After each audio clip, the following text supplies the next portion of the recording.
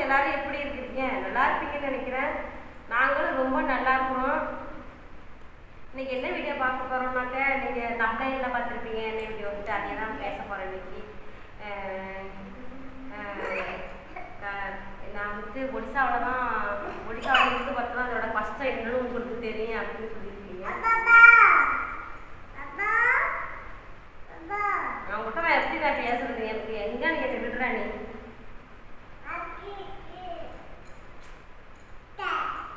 தமிழ்நாட்டில் இருந்தால் அதோட கஷ்டம் தெரியாது, ஒடிசாவுக்கு போய் பாருங்க அப்போதான் கஷ்டம் தெரியும்னு சொல்லியிருக்கீங்க. நான் வந்துட்டு ஒடிசாவிலலாம் இல்லாமலாம் நான் வந்துட்டு இதை பேச கிடையாது. நான் ஒடிசாவில் இருந்தனால தான் நான் வந்துட்டு எனக்கு இது நிரந்தரம் கிடையாது. எனக்கு ஒடிசாவில் நிரந்தரம் நான் போகணும். எனக்கு அந்த டைம் எனக்கு இன்னும் எனக்கு வேணும். ஏன்னா பூவாக்காக வந்துட்டு இருக்கிறாங்க தமிழ்நாட்டில். அது இன்னும் ஒரு 3 மாதத்துல நாங்கள் போயிடுவோம். பூவாக்கு வந்து இங்கே மொட்டை போடணுங்க. நான் முருகன் கோயிலில் அதனால தான் நாங்கள் வெயிட் பண்ணி வச்சுருக்கோம். அந்த ஒரு வேலையை முடிச்சுட்டு நாங்கள் போயிடலாம் அப்படின்றது.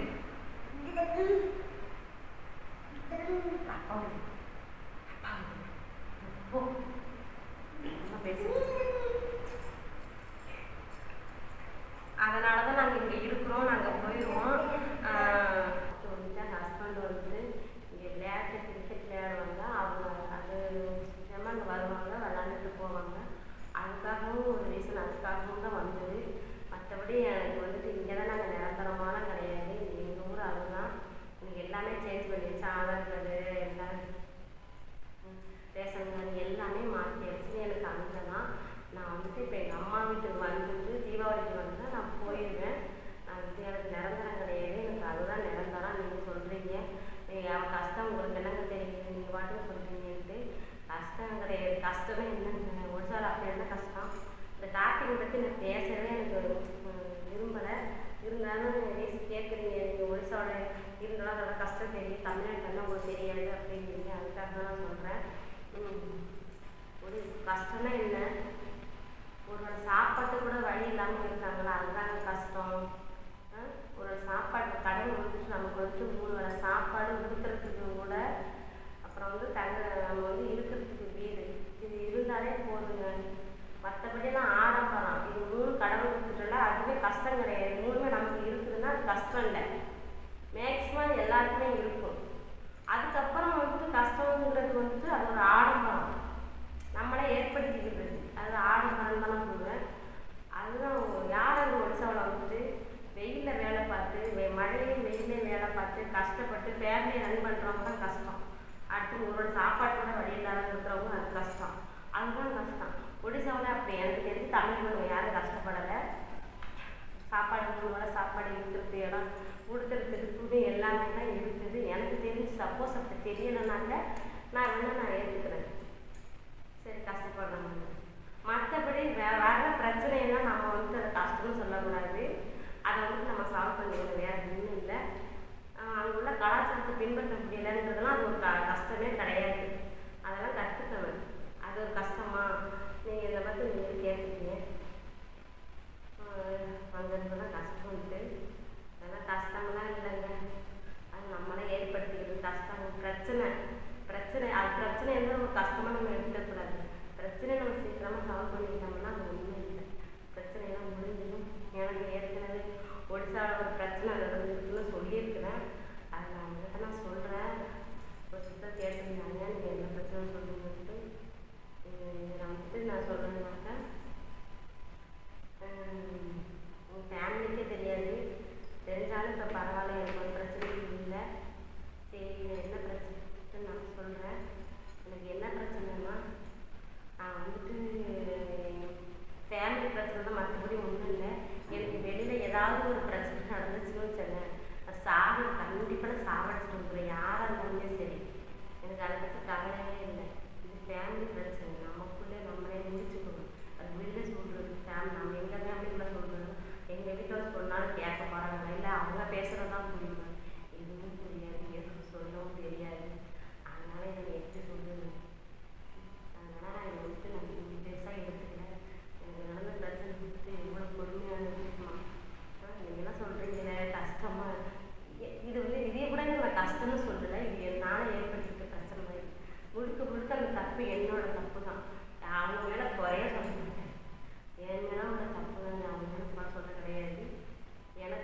ஹஸ்பண்டுக்கும் கூட சின்ன சின்ன சண்டை சண்டை அவங்க போட மாட்டாங்க, நான் சண்டை போடுவேன், நான் அடிப்பேன். கண்டிப்பாக நான் அவங்க வந்துட்டு எதுவுமே சொல்லி எனக்கு பிடிக்காத விஷயம் ஒன்று பண்ணுனா எனக்கு வந்து பேசுவேன், திரும்ப திரும்ப அந்த விஷயத்த பண்ணிக்கிட்டே இருந்தாலும் எனக்கு கை நீட்டிக்குவேன். அந்த பழக்கம் வந்து இருக்கு. அந்த மாதிரி தான் ஆயிடுச்சு. என் ஹஸ்பண்டை நான் வந்துட்டு அது நம்ம அடிப்பேன், நான் அவங்ககிட்ட அடிச்சு கூட நாங்கள் சேர்ந்துப்போம். அப்படிதான் இனிமேல் நான் எங்கள் ஹஸ்பண்டை விட்டு கொடுக்கவே மாட்டேன். நான் அடிப்பேன், பிடிக்கும் சேர்ந்துக்கிடுவேன். ஆனால் வந்துட்டு அவங்க ஃபேமிலியில் அப்படி தான் நான் வந்துட்டு என் ஹஸ்பண்டை வந்துட்டு ஒரு நாள் சின்ன சண்டை நடந்துச்சு. நான் என்ன பண்ணுறேன்னா நான் அடிச்சுட்டேன். சும்மா அடிப்பேன், மற்றபடி வந்துட்டு மனசு கஷ்டப்படுற அவங்க மனசு கஷ்டப்படுற அளவுக்கு நான் அடிக்க மாட்டேன். நான் இப்போ அடித்து வலிக்குமா, அவங்க பொம்பளை பிள்ளை அடிச்சு ஆம்பளைக்கு இந்த அளவுக்கு வலி இருக்குமானே எனக்கு தெரியல. ஆனால் கை நீட்டக்கூடாது தான் நான் வந்து தப்பு, என்னோட தப்பு தான். இது புரிஞ்சிக்க மாட்டாங்க. புரிஞ்சிக்கிறது இப்போ ஒரு டைம் அவங்க வந்துட்டு அவங்க இஷ்டத்தில் தான் இருக்கிறாங்க. இப்போ இது பண்ணாத இப்படி பண்ணாத அப்படி சொன்னோம்னா ஏற்றுக்க மாட்டாங்க. அதே திரும்ப திரும்ப பண்ண நமக்கு என்ன அவங்க மண்டை சூடாகி இப்படி கோவம் வந்துட்டு அடிக்கணும் போனோம். அந்த மாதிரி நான் பண்ணுவேன். அதே மாதிரி என்னோட தப்பு தான், என்னோட கோவத்தை கண்ட்ரோல் பண்ணிக்கிட்டு இருந்தேன்னா நான் தப்பு புரிஞ்சுக்கிட்டு அவங்க அப்பா பார்த்துட்டே இருந்தாங்க. எங்களுக்கு நைட்டு ஒரு 9 மணி இருக்கும். அது வந்து பேசிட்டு நான் பேசுறது அவங்களுக்கு புரியாது. நாங்கள் 2 பேரும் பேசிக்கிட்டு இருந்தது தான் வந்துட்டு பார்த்துட்டு இருந்தாங்க. நான் அடிச்சதை வந்துட்டு அவங்க அப்பா பார்த்துட்டாங்க. அவங்க பார்த்தோன்னே அவங்க அப்பா வந்தாங்க. அவங்க அப்பா வந்து என்னை விட்டாங்க. ஓடி ஒரு கண்டிப்பாக இதில் சிரிச்சுட்டு சொல்கிறேன்னா இதை வந்துட்டு நம்ம சீரியஸாகவும் சொல்லலாம், சிரிச்சுட்டு சொல்லலாம். ஏன்னா சீரியஸாக சொன்னா அழுதுடும். இந்த மாதிரி நான் அழுதுட்டேன். சிரிச்சுட்டு சொன்னோன்னா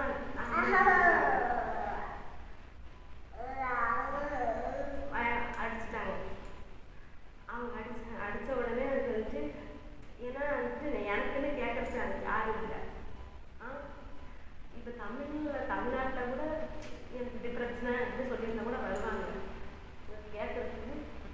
வேடிக்கை பார்த்தாங்க. எனக்கு பிரச்சனை ரொம்ப பெரிய சண்டையாக போயிடுச்சுனாக்க அவங்க அப்பா என்ன அடிக்கும் போது இன்னும் கோவம் வந்து அவங்க அப்பாவை பேச கிடையாது. எங்கள் ஹஸ்பண்ட் கூட சண்டை வருது. அடித்தாங்க. ஃபஸ்ட்டு ஒரு டைம் அடித்தாங்க. எனக்கு அப்படியே மனசே விட்டுருச்சு. என்னென்ன அடிச்சு கை விட்டுட்டாங்களே. எனக்கு வந்துட்டு அப்போ தான் எனக்கு வந்துட்டு அந்த ஒரு பயம் வந்துருச்சு. இப்படி தான் இருக்கும். கை விட்டோன்னே அடித்தாங்க.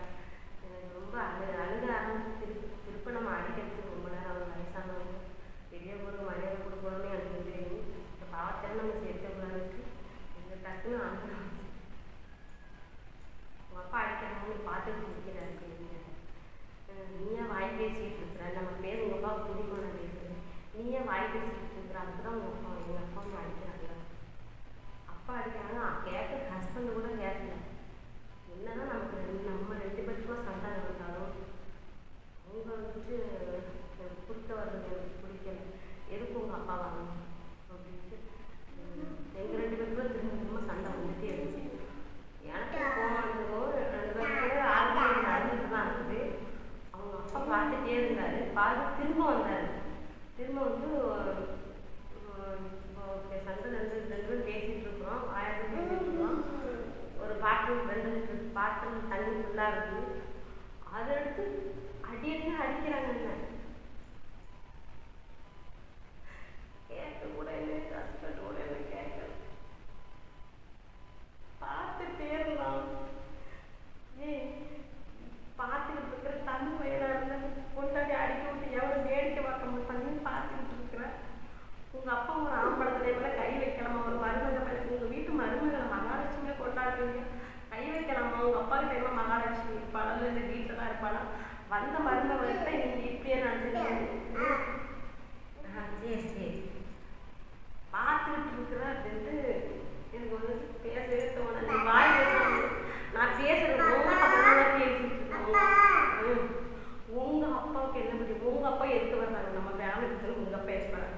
உங்கள் அப்பா அமைதியாக இருக்கணும். அது மாதிரி அடிக்கவே எனக்கு வந்து இல்லைங்க இருந்திருந்தால் நமக்கு ஏதாவது ஆயிரம் விட்டு எனக்கு ஒரு பயம் வந்துருச்சு. அதுக்கப்புறம் வந்துட்டு பூவா இருந்தான். எனக்கு அது கூட நான் அடியை கூட நான் பெருசாக நான் எடுத்துக்கல. நான் பூவை வந்துட்டு பூவா தூக்கிட்டு போயிட்டாங்க. பூவா வந்து கொடுக்கவே இல்லை. 1 மணி வந்து 10 மணிக்கு மேலே ஆயிடுச்சு. தூங்கிட்டு இருந்தான். தூங்கிட்டு கூட சண்டை நடக்கையுமே அவன் முடிச்சிட்டான். பூவை தூக்கிட்டு எங்கே போனாங்கன்னே தெரியல. என்கிட்ட பூவா கொடுக்கவே கிடையாது. நான் வந்துட்டு பூவா எங்கன்னு கேட்டேன். பூவெல்லாம் அவனுக்கு கொடுக்க முடியாதுன்னாங்க. எனக்கு என் பூவா அவனை பூவா கொடுத்துடுங்கன்னு. நீ வேணா பூவா கொடுக்க முடியாதுன்னாங்க. சரி நான் கிளம்பிக்கிறேன், என் பூவா கொடுத்து தூக்கிட்டு போகிறேன் அப்படின்னு. கொடுக்க முடியாதுன்னாங்க. பூவாவோட வாங்கி வச்சு தான் எனக்கு கொடுக்கவே. பூ நைட்லாம் தூங்க மாட்டான், அழுவோம், பால் வைப்பான், பால் வைப்பான். தயவு பூவா என்கிட்ட கொடுத்துரு அப்படின்னு. கொடுக்க முடியாது. அந்த அதுவே ஒரு பிரச்சனையாக போகுது. பேச எனக்கு என்ன பண்ணுறதுனே தெரியல. இது வீட்டில் சொல்கிறதா என்ன பண்ணுறது? நம்மளை தேர்ந்தெடுத்த வாழ்க்கை. அதனால் நம்ம தான் பார்த்துக்கணுன்றது எதுவுமே சொல்ல கிடையாது. நைட்டு ஃபுல்லாக நான் வந்துட்டு யோசனை பண்ணிகிட்டே இருந்தேன். இந்த வேணாம், போயிடலாம், இந்த வாழ்க்கை வேண்டாம், நமக்கு கை நீட்டுற அளவுக்கு ஒரு வாயெல்லாம் பேசியிருந்தாலும் எனக்கு கொஞ்சம் இதாக இருக்குது. யாரும் இல்லை, எல்லாருமே வேடிக்கை பார்த்தாங்க. எனக்கு அதுதான் அழுகே வந்துருச்சு.